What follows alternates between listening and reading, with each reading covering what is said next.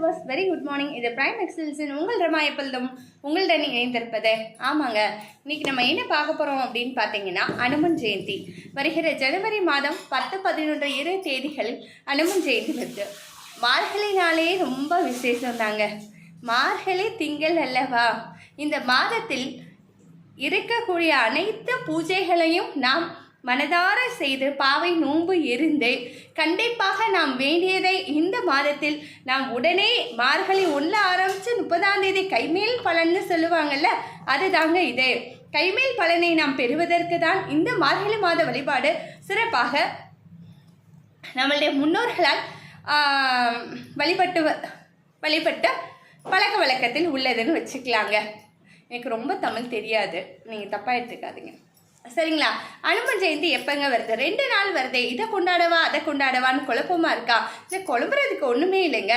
அமாவாசை என்று வரக்கூடிய திதியாக இருந்தால் அமாவாசை என்று நாம் வழிபடலாம்.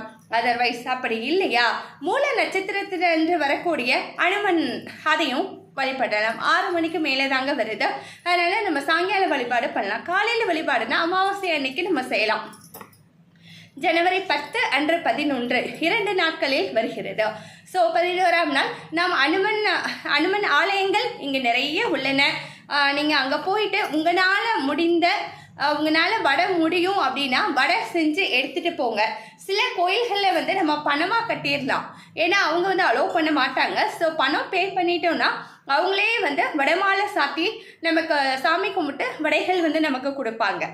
நம்மளால அதையெல்லாம் முடியாதுங்க, நாங்கள் ஒர்க்கிங் பீப்புள், எங்களால் முடியாது அப்படின்னா நீங்கள் தாராளமாக வெண்ணெய், நல்லா வீட்டில் தயாரிக்கிற வெண்ணெயோ இல்லை நல்ல வெண்ணெய் உங்களுக்கு தெரியும் இல்லையா? ஸோ வெண்ணெய் கொண்டு போய் அனுமன் ஆலயத்தில் அனுமனுக்காக நீங்கள் சாற்றுங்கள், கொடுத்துட்டு வாங்க.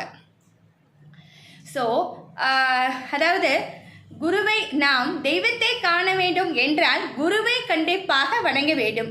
குரு நினைத்தால் மட்டுமே தெய்வத்தை காண முடியும், அதுதாங்க உண்மை. ஸோ குருவடி சரணம் திருவடி சரணம் என்ற வார்த்தைக்கு இணங்க நாம் என்ன செய்யலான்னு பார்த்தீங்கன்னா நம்ம அனுமனுக்கு தேவையான, அதாவது சிலர் வெற்றிலை மாலை சாற்றுவது மிகவும் சிறப்பான ஒன்று தாங்க. வெற்றிலை மாலை தாராளமாக சாற்றலாம். அப்புறம் வடமாலை சொல்லியிருக்கேன். இது இல்லாமல் நம்ம என்ன பண்ணலாம்னா வெண்ணையால் ஆன நெய்வேத்தியமோ அல்லது வெண்ணெயோ கொண்டு போய் ஒரு உருண்டை கொண்டு போய் நம்ம கொடுக்கலாங்க. ஸோ இந்த நாளன்று நாம் யாரை வழிபட வேண்டும்? அனுமனையா?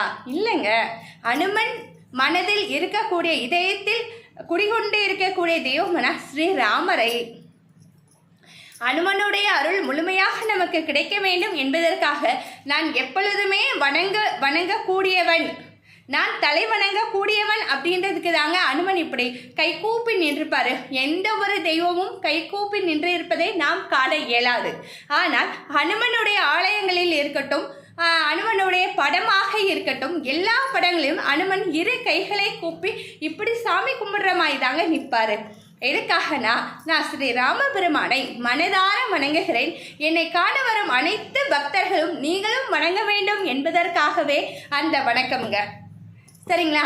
ஸோ நம்ம அன்னைக்கு நம்மளால முடிஞ்ச அளவு ஸ்ரீராம